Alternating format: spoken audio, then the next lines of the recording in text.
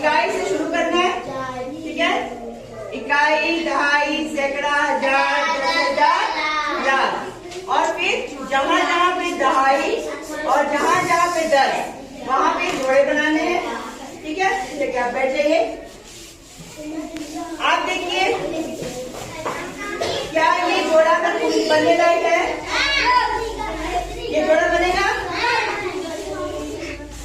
अकेला है? अब बन जाएगा? फिर ये दहाई हो गई, हमने जोड़ा बना दिया। एक नंबर हमारे पास और है, ये अकेला। फिर एक नंबर और अकेला नहीं बनेगा अभी। इकाई, दहाई, सैकड़ा, हजार, 10,000। जहाँ 10 आया वहाँ पे जोड़ा बन जाएगा। उसके बाद लाख, ठीक है। चलिए, बहुत बहुत धन्यवाद, थैंक यू।